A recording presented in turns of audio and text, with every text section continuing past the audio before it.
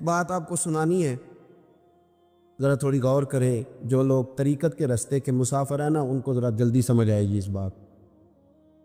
بابا فرید الدین گنج شکر رحمۃ اللہ تعالیٰ علیہ کے ایک مرید تھے، حضرت جمال الدین ہانسوی. بابا صاحب کو مرید سے بڑا پیار ہو گیا. وہ ہانسا کے رہنے والے بابا صاحب پاک پتن کے، تو وہ بیچارے اکیلے بھائی تھے، والد بھی فوت ہو گیا تو ماں بوڑھی تھی. بابا صاحب نے ان سے کہا کہ تو پاک پتن آ جا. کہنے لگے حضور ماں نہیں اجازت دیتی، اگر آپ کہتے ہیں تو آ جاتا ہوں. تو بابا صاحب فرمانے لگے اگر نبی پاک نے اویس کرنی کو بلایا ہوتا تو میں بھی تجھے بلا لیتا، لیکن نبی کریم علیہ السلام نے انہیں نہیں بلایا تو لہذا میں تجھے بھی نہیں بلاتا. لیکن پیار بڑا تھا تو بابا صاحب کہنے لگے چل تو پاک پتن نہیں آتا تو میں تو تیرے گاؤں آ سکتا ہوں. 3 سال بابا جی مرید کی خاطر اس کے گاؤں میں چلے گئے. ان بھی پیٹو جاندے نے مرید کی خاطر، پر مرید پجاروں والا ہونا چاہیے. اگر ہی وہ تو پھر انہوں نے راہ اوکھا لگتا ہے، پھر مشکل ہوتا ہے. چلے جاتے ہیں اب بھی چلے جاتے. ماڑا ہے تو انہوں کہنا تو جمعے راتی آئی سویرے 8 بجے. ہاں تو کدھر آ گئے. تگڑا ہے تو انہوں کہنے تو بڑی لیٹ آیا، تو راتی خواب بھی آیا سویرے. خدا بندہ یہ تیرے سادہ دل بندے کدھر جائیں. فقر بھی عیاری ہے، شہنشاہی بھی عیاری. میرے بھائی سنیں، بابا صاحب نا 3 سال مرید کے ہاں چلے گئے. 3 سال ہانسا میں آپ نے قیام فرمایا. 3 سال. والدہ تو ان کی جلدی انتقال کر گئے، لیکن بابا صاحب وہیں رہ گئے. تو وہ حضرت جمال الدین بڑے خوبصورت تھے، بڑے پیارے تھے، ویسے بھی ادائیں بڑی اچھی تھی ان کی، عالم فاضل. حضرت خواجہ بہاؤالدین زکریا ملتانی ایک دفعہ پاک پتن آئے بابا فرید صاحب کو ملنے، تو انہیں جمال الدین ہانسوی پسند آ گئے. انہوں نے ملتان جا کے بابا فرید کو خط لکھا کہ میرے سارے مرید اور خلفاء لے لے پر اپنا جمال الدین مجھے دے دے. تو بابا صاحب نے جواب میں ایک کی جملہ کا اور بڑا شاندار کہا. کہنے لگے بہاؤالدین حد کرتے ہو، کبھی کسی نے اپنا جمال بھی کسی کو دیا ہے؟ وہ تو میرا جمال ہے، یہ بھی کبھی کسی نے کسی کو دیا ہے؟ اللہ اکبر. انہوں نے نا کوئی روحانی کشش ڈالی حضرت جمال الدین ہانسوی کے دل. تو بابا صاحب اسباق پڑھا رہے تھے شاگردوں کو، تو حضرت جمال الدین ہانسوی آ گئے. آ کے کہنے لگے حضور میں نے ملتان جانا ہے. بابا صاحب نے فرمایا کوئی کام ہے، کوئی مجبوری ہے، کوئی رشتہ داری ہے؟ سمجھ گئے بابا فرید صاحب کے معاملہ پیچھے سے گڑبڑ ہو گیا. کیا مسئلہ ہے؟ کہنے لگے حضور میں نے حضرت بہاؤالدین زکریا سے ملنا. محبت میں شراکت داری نہیں قبول ہوتی نا. باقی معافیاں مل جاتی ہیں، شراکت داری کی کوئی معافی یہ تو نے کیوں کی؟ شریک تو نے کیسے بنا لی؟ ایک در پھڑیے تے محکم پھڑیے تے ایک دے ہو کے مریے، یہ تو نے کیا کیا؟ فرمانے لگے اچھا بہاؤالدین زکریا سے ملنا ہے؟ کہا ہاں. پیار بڑا تھا بابا صاحب کا خواجہ بہاؤالدین زکریا سے، محبت بڑی تھی. فرمایا اچھا میں تیری خاطر یہاں آیا ہوں اور تو نے کوئی قدر ہی نہیں ڈالی. تو کہتے آگے جانا ہے، جا اب تو اسی کے پاس جائے گا. حضرت جمال الدین ہانسوی کہتے ہیں میں نکل آیا پر سینے کا نور سارا رخصت ہو. نہ میں ملتان جا سکا اور نہ میں بابا صاحب کا رہ سکا. 3 سال ہو گئے معافیاں مانگتے. پر بابا صاحب نے فرمایا یار میں تیری خاطر بڑھاپے میں یہاں آیا اور تو نے سوچا ہی نہیں، تو نے قدر ہی نہیں ڈالی. تو نے یہ کیا کیا میرے ساتھ؟ ایک تاجر آیا کرتا تھا بابا فرید صاحب سے ملنے سال کے بعد. وہ آیا تو اس نے لوگوں سے پوچھا کہ وہ کدھر ہے جمال الدین جس سے سلام لے کے بابا صاحب سے لوگ ملتے تھے، جو رستہ تھا بابا صاحب کی طرف جانے کا. وہ تو روڑی کے ڈھیر پہ بیٹھے. وہ ملنے گئے اور جب جا کے ملے نا حضرت جمال الدین سے تو وہ رو پڑے. کہا کیا ہوا؟ کہنے لگے بس ہوا یہ کہ میں اس کی قدر نہیں ڈال سکا. جو قدر مجھے کرنی چاہیے تھی نا یار کی، میں وہ قدر کر سکا، میں قدر نہیں کر سکا، یہ مجھے سزا ملی. کہا ان سے کہنا معاف کر دے. وہ تاجر بڑا پیارا تھا. بابا صاحب رات کو پیر دبا رہا تھا وہ تاجر بابا صاحب کے. اس کا خیال تھا لوگ سارے جائیں گے تو بات کروں گا. پیر دباتے دباتے ساری دنیا چلی گئی، وہ بیٹھا رہا. بابا صاحب بولے، فرمانے لگے جاتا کیوں نہیں؟ جمال الدین کی بات کرنی ہے، جمال الدین کا ذکر کرنا ہے، چل کر. تو کہا حضور اب دیکھا نہیں جاتا، مہربانی فرمائیں. فرمایا یار اس نے دیکھ میرے ساتھ کیا کیا ہے؟ میں علاقہ چھوڑ کے یہاں آیا اس کی خاطر، اور وہ کہتا ہے میں نے آگے جانا ہے. اس نے توجہ ہی نہیں کی، اس نے میری محبت کو سمجھا ہی نہیں. فرمایا اسے کہنا میں اسے بھولا نہیں، میں روز اس کے لیے دعا کرتا ہوں. جا تو کہتا ہے تو اسے لے آ. حضرت جمال الدین ہانسوی جب آئے نا، اللہ والے پھر بھی سامنے والے پہ الزام نہیں ڈالتے، جب آئے نا تو کمزور ہو گئے تھے، وجود کمزور ہو گیا، آنکھیں باہر نکل آئیں، تو حضرت بابا صاحب انہیں دیکھ کے نا انہیں پھر بھی کچھ نہیں کہا، کہنے لگے فرید الدین، اپنے آپ کو ہی مخاطب، فرید الدین یہ تو نے کیا کیا؟ کوئی اپنے جمال کا اس طرح کا حال بھی کرتا ہے؟ ان کو جب معافی ملی تو وہ رو پڑے، کہنے لگے حضور میرے لیے دعا کریں، اب میں رضا میں ہی پردہ کر دوں۔ ان کا انتقال ہوا اور بابا صاحب نے خود جنازہ پڑھایا۔ سنو بخاری شریف، سنو بخاری، صحیح بخاری، حضرت عمر فاروق رضی اللہ تعالیٰ عنہ فرماتے میں تورات پڑھ رہا تھا، نبی پاک علیہ السلام مسجد نبوی میں آئے تو میں تورات پڑھ رہا تھا، تورات۔ حضور نے آتے پوچھا عمر کیا کر رہے ہو؟ یا رسول اللہ صلی اللہ علیہ وسلم تورات پڑھ رہا ہوں جو حضرت موسیٰ علیہ السلام پہ نازل ہوئی، اللہ کی کتاب۔ نبی کریم علیہ السلام، حضرت عمر کہتے ہیں کبھی مجھ سے ناراض نہیں ہوئے، پر آج حضور ناراض ہو گئے، چہرے پہ جلال آیا، اور محبوب کریم نے فرمایا عمر مجھے اللہ کی عزت کی قسم، اگر آج حضرت موسیٰ حیات ظاہری میں ہوتے تو میرا کلمہ پڑھ کے میری فرما برداری کر، اور تو ان کی کتاب پڑھ رہا ہے، ان کی کتاب۔ مسلمان کو کسی اور طرف نکلنے کی اجازت، یہاں تو گھر میں بھوک ہونا تو بندہ پڑوسی کے گھر سالن لینے جائے، اور اگر ہر چیز تجھے اپنے گھر ملے، ہر خیر تجھے ملے، پھر تو دائیں بائیں کیوں جائے؟ کس لیے جائے؟ تھوڑا سا اپنے اندر استقامت پیدا کریں، دین کی تہذیب کو بچائیں۔ رحمت اللہ علیہ درویش تھے دلی کے، بہت سارے لوگ مرید تھے، ایک بڑا خدمت گزار مرید تھا، مزدوری کرتا تھا، غریب تھا، تو 6 بیٹیاں تھیں اس کی۔ حضرت صاحب کے پاس روز آ کے کہتا حضور بچیوں کے لیے دعا کرے، اللہ کوئی اسباب پیدا کر دے، ایک بچی کی شادی کا خرچہ 1000 دینار ہے اور میں غریب ہوں۔ حضرت صاحب دعا کر دیتے۔ خانقاہ شریف کے تھوڑے ہی فاصلے پر حضرت جہاں بیٹھ کے مریدوں کی تربیت کرتے تھے، اس سے تھوڑا ہی فاصلے پر نا ایک عیسائی رہتا تھا، بڑا مالدار تھا، بڑی سارے اونٹ، گائیں، بھیڑ، بکریاں رکھی ہوئی تھی، اور حضرت شرف الدین رحمت اللہ علیہ کی بڑی مخالفت کرتا تھا۔ اور یہ جو آپ کا غریب مرید تھا یہ اس کا پڑوسی تھا، ایک دن بلا کے نا ان کو کہنے لگا کہ تو کدھر جا کے جو ہے وہ ٹکرے مار رہا ہے، وہاں سے کچھ نہیں ملنے والا، وہ تجھے کیا دیں گے جن کی خانقاہ خود چندے پہ چلتی ہے، مدرسہ چندے پہ چلتا ہے، مسجد چندے پہ چلتی ہے، تیری بیٹی کا معاملہ کہاں حل ہوگا؟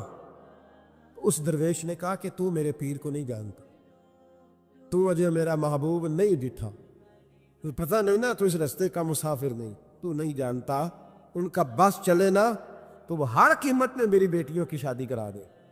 اب وہ عیسائی تھا، کہنے لگا اچھا چلو ٹھیک ہے، اگر اتنی بات ہے نا تو جاؤ ان سے جا کے کہہ دو کہ 6 سال کے لیے میرے ساتھ معاہدہ کر لیں، وہ میرے جانوروں کو چارہ ڈال دیا کرے، 6 سال ڈیوٹی کرے، میں 6000 دینار دے دیتا، وہ میرے ساتھ 6 سال میرے جانوروں کو چارہ ڈالے رکھتے ہیں نا، ہم چارہ ڈالنے کے لیے ایڈوانس پیسے دے کے، اب تو لوگ انہیں بھی غلام ہی بنا لیتے ہیں، بڑی تھوڑی تنخواہ دیتے ہیں، ظلم کرتے ہیں، پورا معاوضہ نہیں دیتے۔ حضرت شیخ شرف الدین کے بارے میں وہ کہنے لگا جب اپنے پیر سے جا کے کہہ کہ میرے جانوروں کو 6 سال چارہ ڈالے، میں 6000 دے دیتا ہوں، تو جو کہتا ہے ہر قیمت پہ جانے کو تیار ہے۔ اس نے جب یہ بات کی تو مرید نے ناراض ہو گیا، وہ لڑائی ہو گئی، گربان پکڑ لیا، جھگڑا ہوا، بات بڑی دور گئی، اس طرح کی بات کرتا میرے حضرت کے بارے میں، تیرے جیسے کہیں میں وہاں کام پہ رکھا دوں۔ جب وہ بڑی بحث ہوئی، بات محلے میں، علاقے میں پھیل گئی، دنیا نے سن لی تو شیخ شرف الدین تک بھی پہنچ گئی، اس طرح جھگڑا ہوا ہے۔ لوگ سو گئے عشاء کی نماز کے بعد، حضرت صاحب نے نا سر پہ کپڑا لیا، اس عیسائی کے دروازے پہ دستک دی، وہ باہر آیا، فرمانے لگے لوگ تو سوچ سمجھ کے ملازم رکھتے ہیں، تو نے بھی تو سوچ ہی لیا ہوگا، تبھی تو مجھے آفر کی ہے، تو اپنی آفر پہ قائم ہے، واقعی مجھے رکھ لے گا اور 6000 دینار دے دے گا؟ کہنے لگا جا بابا کام کر اپنا۔ فرمایا نہیں، تو نے اتنے لوگوں میں بات کی، اتنی بحث ہوئی، تو قائم ہے؟ کہنے لگا میں تو قائم ہوں، پر آپ نے نہیں قائم رہنا۔ فرمایا میں سوچ سمجھ کے آیا۔ اس نے کہا آپ ڈیوٹی کریں گے، بحثوں کو چارہ ڈالیں گے؟ فرمایا ایک شرط، بس جب اذان ہو جائے نا تو مجھے رب کی نماز پڑھنے کی اجازت دے دے، باقی صبح و شام جو تو کہے گا۔ اگر اس غریب کی بیٹیاں بیائی جائیں تو مجھے اور کیا چاہیے، اس کی 6 بیٹیوں کا بوجھ ہے اس کے سر پہ، تو مجھے رکھ لے۔ اللہ اکبر۔ وہ کہنے لگا چلے پہ میرے ساتھ خط بندگی کر لے، آج کل ہم اس کام کرتے ہیں، اس زمانے میں خط بندگی ہوتا تھا، غلامی کا خط، قاضی شہر کے پاس، یعنی اس کا خیال تھا کہ چلو اس کام کی بات کروں گا تو بھاگ جائیں گے، فرمایا چل میں تیار ہوں۔ قاضی تک گئے، طے ہو گیا، 6,000 دینار دے دیے۔ حضرت نے مرید کو بلایا، فرمایا پتر یہ لے جا، جا میری بیٹیوں کو روانہ کر دے۔ کہنے لگا حضور یہ کیا کر رہے ہو آپ، کچھ سوچے؟ فرمایا یار جب تجھے بیٹا بنا لیا تو پھر میری پوتیاں تو لگتی ہیں نا، میرا حق تو بنتا ہے نا، جا کے ڈیوٹی کر، ان کو بیاہ دے۔ بات پھیل گئی، بادشاہ بھی عقیدت مند تھا، وہ 12,000 دینار لے کے پہنچا۔ کیا بتاؤ ان رب کے بندوں کا دل کیسا ہوتا ہے، کیا درد ہوتا ہے، کیا رنگ۔ 12,000 دینار لے کے بادشاہ آیا اور آ کے حضرت کو پیش کیے کہ حضور آپ دیں اس عیسائی کو ڈبل دیں اور جائے کام کریں۔ آپ فرمانے لگے تو پیسے دے، شرطیں نہ لگا، میرا جہاں دل کرے گا میں خرچ کروں گا، مجھے تو مزہ ہی اب آنے لگا ہے، ابھی تو لطف آ رہا ہے، ابھی تو ذائقہ آیا ہے کچھ کرنے کو، پیسے دینے ہیں تو دے، پابندی نہ لگا، جہاں میرا دل کرے گا میں۔ اس نے کہا حضور ٹھیک ہے رکھ لے۔ حضرت نے فجر مسجد میں پڑھی، جیب میں 12,000 دینار تھے، اعلان فرمایا بھی کسی اور کی بیٹی بھی بیٹھی ہے تو پیسے میرے پاس ہے۔ وہ 12,000 دینار بھی بانٹ دیا، اور 12,000 دینار بانٹ کے نا تو پھر چلے گئے کھیت میں چارہ کاٹنے۔ اس عیسائی کو کسی نے بتلایا کہ ان کے پاس تو 12,000 آیا ہے پر تجھ سے جان نہیں چھڑائی انہوں نے، وعدہ یہ ہوا تھا کہ 6 دیں گے تو جائیں گے، جب تک دیں گے نہیں تیرے گھر میں کام کریں گے۔ وہ نا چارہ کاٹ رہے تھے، حضرت صاحب تو وہاں پہنچ گیا، دور جا کے کھڑا ہو گیا، کہنے لگا بابا پہلے تو میں نے مسلمانوں کے اخلاق سنے تھے، اب تو میں نے دیکھ بھی لیے، پر یہ بتا جب 12,000 آیا تھا جان کیوں نہیں چھڑائی؟ تو حضرت چارہ کاٹتے کاٹتے رو پڑے، فرمانے لگے تو نہیں نہ جانتا یہ بیٹیاں سانجھی ہوتی ہیں، پتہ نہیں نا، میرے رسول پاک نے تو خاتم تائی کی بیٹی کے سر پہ کپڑا رکھ کے کہا تھا بیٹیاں برابر ہوتی ہیں، تو یہ نہیں پتا جب اس کی 6 بیٹیوں کی شادی ہوئی ہے میرے اندر روحانیت کتنی بڑی ہے۔ فرمایا پھر 12,000 آیا ہے تو 2-4 بچیاں پھر گئی ہیں، یہ نہیں پتا میں اندر سے راضی کتنا ہوں، میں تیری نوکری کرتا رہوں گا، پتہ نہیں اللہ کتنی بیٹیوں کو بیاہ دے گا۔ اتنا رویا وہ عیسائی کے پیروں میں بیٹھ گیا، کہنے لگا بابا میں نے تیری مخالفت کی ہے پر تیرے قریب آ کے پتہ چلا ہے تو بہت اونچے اخلاق کا مالک ہے، اور اگر تیرا یہ مقام ہے تو تجھے اخلاق سکھانے والے محمد عربی کی شان کتنی ہے جی۔ امام مالک کے پاس ایک بندہ آیا، اس نے کہا حضور میں درزی ہوں، ایک ظالم بادشاہ مجھ سے کپڑے سلواتا ہے، میں تو ظالموں کا مددگار نہیں نا، ایک ظالم بادشاہ مجھ سے، حضور میں تو مددگار نہیں نا ظالموں کا، جو فرمایا ظالموں کا مددگار بھی ظالم ہوتا ہے، تو کپڑے لے کے آتا ہے میں سی کے دے دیتا ہوں، ذمہ داری نہیں۔ یہ ایک آدمی دکاندار ہے، اس سے کوئی بندہ چیز خریدنے آئے گا تو تھوڑی کہے گا میں نے نہیں دے رہی، تو دے گا۔ کوئی بندہ اگر کسی شخص سے کوئی کام کہتا ہے جو اس کی فیلڈ ہے، اس کا شعبہ ہے، اس کا معاش کا وہ سلسلہ ہے، کہتے ہیں یا رسول اللہ صلی اللہ علیہ وسلم ظالموں کا مددگار بھی ظالم، حضور نے فرما دیا۔ تو امام مالک سے بندے نے مسئلہ پوچھا، دل کی تختی پہ لکھنے والی باتیں ہیں، کہا حضور میں درزی ہوں، ظالم کپڑے سلواتے ہیں، میں تو مددگار نہیں نا۔ امام صاحب کہنے لگے نہیں، مددگار تو وہ ہوگا جو تجھے سوئی دھاگا فراہم کرے گا، تو تو پورے کپڑے سی کے دیتا ہے، تو خود بہت بڑا ظالم، تو پورے سوٹ سی کے دیتا ہے، تو بہت بڑا ظالم خود ہے۔ مددگار تو وہ ہوگا جو تجھے دھاگا دے گا، جو تجھے بٹن دے گا، جو تجھے نلکی دے گا، جو ظالم سے اتنی نفرت ظلم کر کے بنتا ہے۔ یہاں تو ہمارے زمانے میں ہیرو بن جاتے ہیں لوگ، ظالم ہیرو ہے، لوگ اس سے ڈرتے پھرتے ہیں، گھومتے پھرتے ہیں، اور بہت سارے کم مزاج لوگ اس کے پیچھے ہاتھ باندھ کے پھرتے ہیں۔ ظالموں کی مدد کرنا، ظالموں کے ساتھ رہنا، یہ ظلم ہے، ظلم، یہ زیادتی ہے۔ میرے نبی پاک صلی اللہ تعالیٰ علیہ وآلہ وسلم نے ارشاد فرمایا، یاد رکھو رب فرماتا ہے میں مظلوم کی مدد ضرور کروں گا، چاہے جلدی کروں چاہے دیر سے کروں، میں مظلوم کی مدد۔ اور حضور صلی اللہ علیہ وسلم نے فرمایا ہے، حضرت معاذ بن جبل کہتے ہیں حضور نے مجھے یمن کا گورنر بنایا، جب میں جانے لگا نا تو حضور نے بڑی نصیحتیں کی، بخاری میں موجود ہے، فرماتے جب میں پلٹنے لگا تو میرے رسول نے فرمایا معاذ 1 منٹ ٹھہر جا، ایک بات میری یاد رکھنا، اس کو نہ بھولنا۔ کہا حضور کیا؟ فرمایا دیکھنا کسی پہ ظلم نہ کر بیٹھنا، کہیں تجھ سے زیادتی نہ ہو جائے۔ محبوبہ پھر حضور نے فرمایا سن میرے معاذ، میں تجھے گورنر بنا رہا ہوں، زیادتی نہ کر بیٹھنا، یا رسول اللہ صلی اللہ علیہ وسلم کیا ہوتا ہے؟ تو میرے کریم نے فرمایا جب مظلوم دعا کے لیے ہاتھ اٹھاتا ہے تو عرش کا مالک کہتا ہے فرشتوں پیچھے ہٹ جاؤ. عرش کا مالک کہتا ہے فرشتوں پیچھے ہٹ جاؤ، دروازے کھول دو. فرمایا مظلوم اور رب کے درمیان شے حائل کوئی نہیں. بڑے غور کے ساتھ سورہ مومنون کی ان ابتدائی آیات پر غور کرنا چاہیے. رب فرماتا ہے قد افلح المؤمنون، تحقیق مومن کامیاب ہو گئے. کون سے مومن؟ الذین ہم فی صلاتہم خاشعون، وہ جو اپنی نمازوں میں گڑ گڑانے والے ہیں، خشوع کے ساتھ، عاجزی کے ساتھ، انکساری کے ساتھ، ذوق کے ساتھ نماز پڑھنے والے ہیں. والذین ہم عن اللغو معرضون، اور وہ جو بیہودہ باتوں سے منہ پھیرنے والے، لغویات سے اپنا رخ پھیرنے والے، سنجیدہ لوگ. پھر ارشاد فرمایا والذین ہم للزکاۃ فاعلون، جو زکوٰۃ دینے کا کام کرنے والے ہیں. پھر فرمایا والذین ہم لفروجہم حافظون، اور وہ لوگ جو اپنی شرمگاہ کی حفاظت کرنے والے، اپنی شرمگاہ کی حفاظت کرنے والے. الا علی ازواجہم، مگر یہ کہ اپنی بیویوں پر، او ما ملکت ایمانہم، یا اپنی شرعی باندیوں پر. اس زمانے میں جو لونڈی خریدی جاتی تھی اس سے بھی وطی کرنا جائز تھا، اگرچہ اب لونڈیاں موجود نہیں ہیں تو یہ فعل بھی موجود نہیں، سوائے اپنی بیویوں پر یا شرعی باندیوں پر. فإنہم غیر ملومین، فرمایا جو یہ کام کرے اس پر کوئی ملامت نہیں ہے. اپنی بیوی کے پاس شرعی طریقے سے جائے یا باندی کے پاس جائے.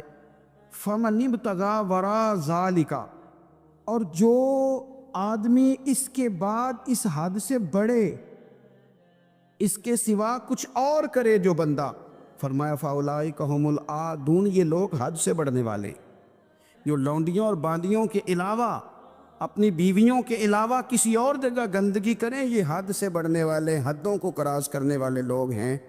پھر ارشاد فرمایا والذین هم لاماناتہم وعہدہم راعون، اور وہ جو اپنی امانتوں اور اپنے وعدوں کی رعایت کرتے ہیں، امانتیں ادا کرتے ہیں، وعدے پورے کرتے ہیں. اور وہ لوگ جو اپنی نمازوں کی حفاظت کرنے والے ہیں، جن میں یہ خوبیاں آ گئیں. میرا رب فرماتا ہے نماز میں خشوع وضو حاصل ہو گیا، فضولیات سے بچ گئے، زکوٰۃ ادا کرنے والے بن گئے، شرمگاہ کی حفاظت کرنے والے بن گئے، امانتیں عہد پورے کرنے والے بن گئے، اپنی نمازوں کے محافظ ہو گئے.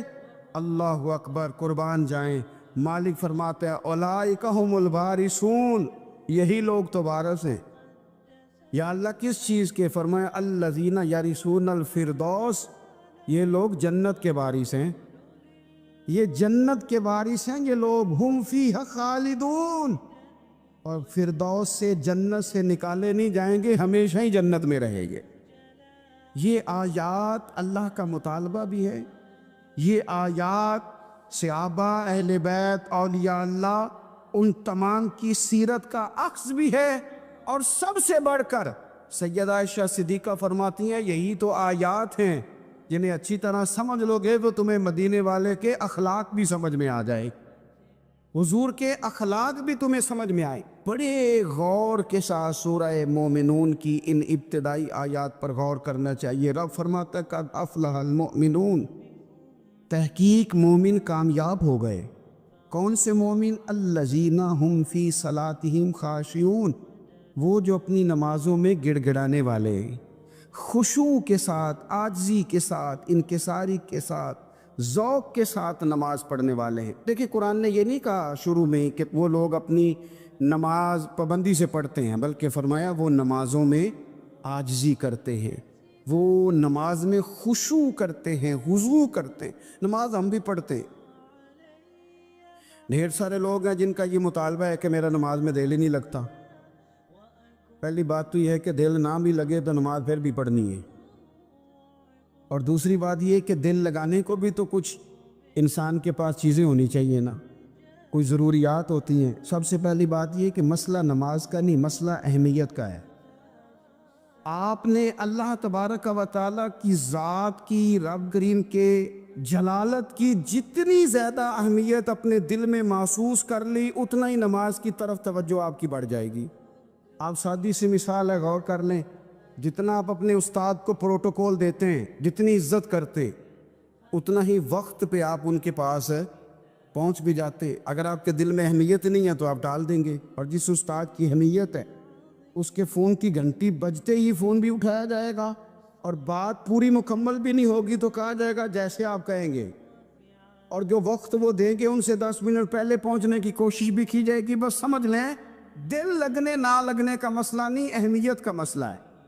آپ جتنی اپنے مالک کی بارگاہ کی اہمیت سمجھ لیں گے، اتنا ہی وقت پہ مسجد آئیں گے، اتنا ہی شوق سے نماز پڑھیں۔ دوسری بات، نماز کے ترجمے پہ غور کریں۔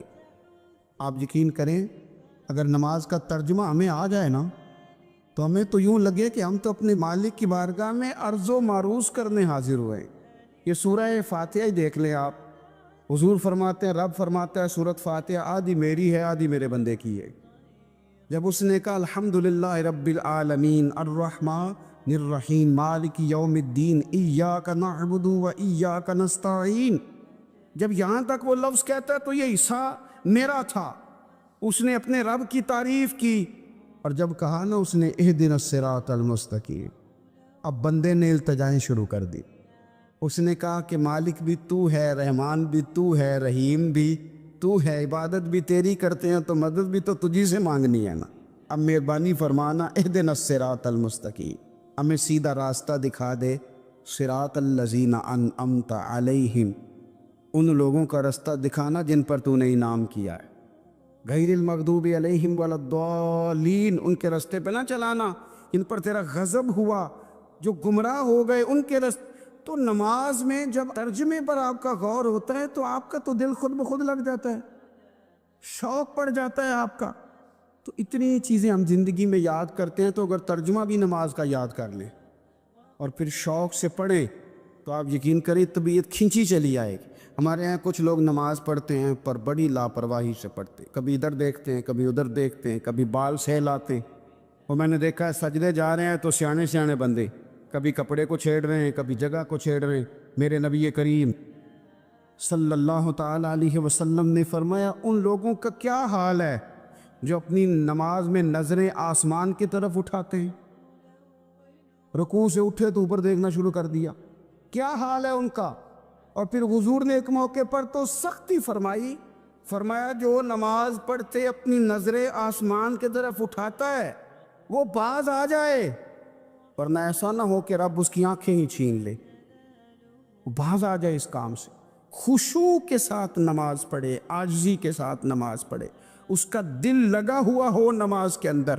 میرے نبی پاک صلی اللہ تعالیٰ علیہ وآلہ وسلم کے غلام حضرت انس بن مالک رضی اللہ تعالیٰ عنہ فرماتے کہ رسول پاک صلی اللہ علیہ وسلم نے مجھ سے فرمایا تھا کہ بیٹے نماز میں ادھر ادھر دیکھنے سے بچو، کیونکہ فرمایا نماز میں ادھر ادھر توجہ کرنا یہ بندے کو ہلاک کر دیتا ہے، ہلاکت ہے اس میں۔ اگر تم نے ادھر ادھر توجہ کی، نماز تم مالک کی بارگاہ میں کھڑے ہو اور تم دیکھ ادھر ادھر رہے ہو، تو ایک تو نماز عاجزی کے ساتھ، پھر فرمایا والذین ہم عن اللغو معرضون، وہ لوگ جو فضول باتوں سے، لغویات سے اپنا منہ پھیر لیتے ہیں، فضولیات سے۔ ہمارے یہاں نا بہت سارے لوگ ایسے ہیں کہ بلا وجہ ان چیزوں میں دلچسپی لیتے ہیں جو ان کے مطلب کی نہیں ہے، ان کے مطلب کی مطلب آپ کسی سے ملنے کہتے کیا حال ہے، ٹھیک ہے جی، بچوں کا کیا حال ہے، ٹھیک ہے، بچے کتنے ہیں؟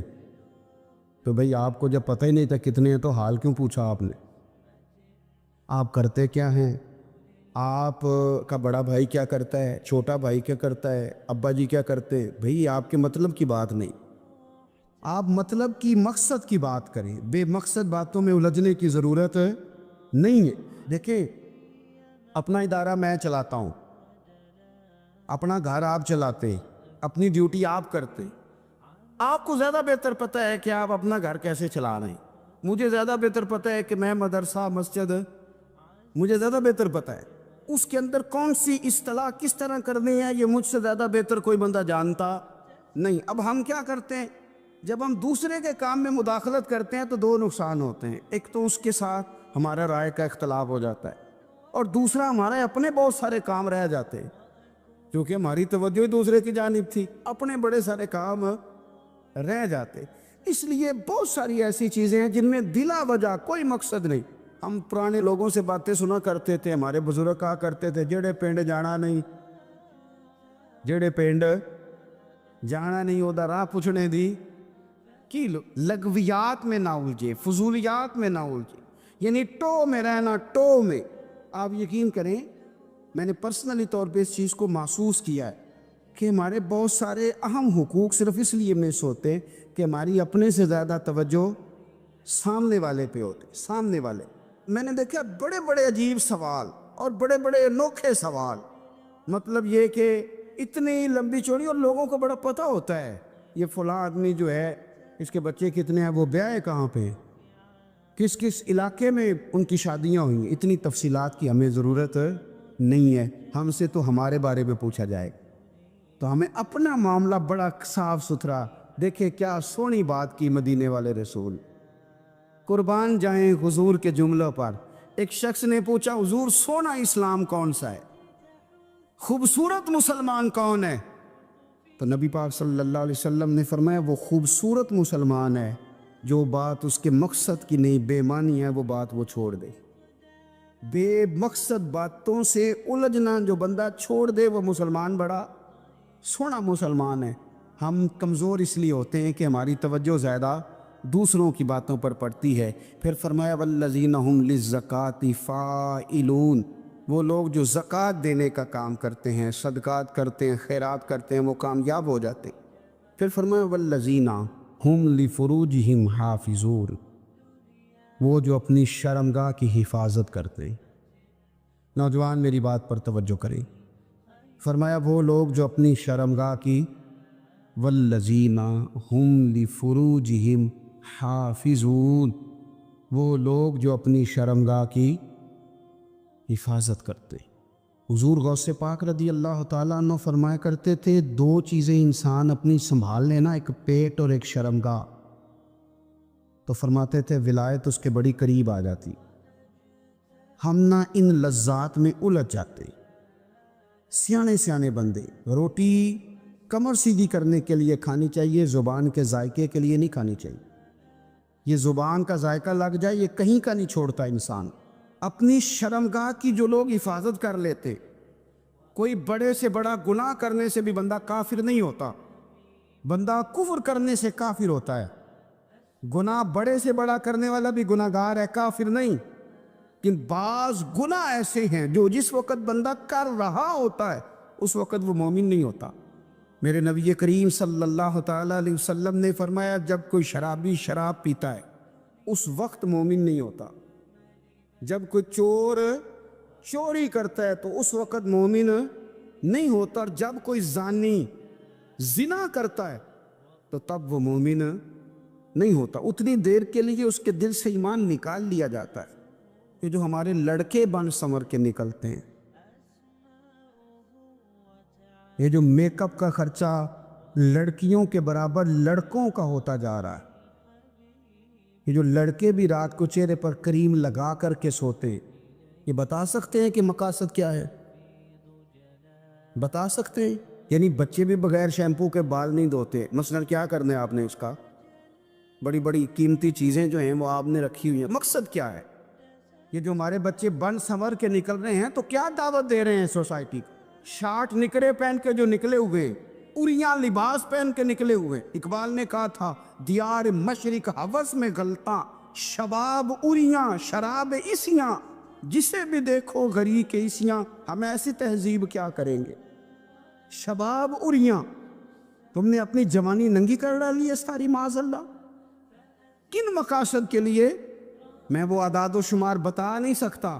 ہمارے ہاں گاند سستا ہو گیا ہے, لوگوں نے گناہ تک پہنچنا آسان بنا دیا ہے. آپ دیکھ لیں گندگی دروازے پہ اور گند موبائل میں. کیسے بچائیں ان بچوں کو؟ کیا کریں؟ کلیجے پھٹتے. ابھی باتیں سوچتے ہیں تو سوچتے ہیں آنے والی نسل کو کہاں لے جائیں, کہاں چھپائیں, کیا ایسا کریں کہ یہ بچ جائیں. خدا را قربان جائیں حضرت عثمان غنی پر. مصنف ابن ابی شیبہ میں صحابہ فرماتے ہیں حضرت عثمان غنی نا بڑے مالدار تھے. مال آتا ہے تو لوگ عیاش نہیں ہو جاتے, مال آتا ہے تو لوگوں کی خواہشات بہت بڑھ نہیں جاتی. بڑے مالدار تھے, مالدار بھی تھے اور سونے بھی بڑے تھے.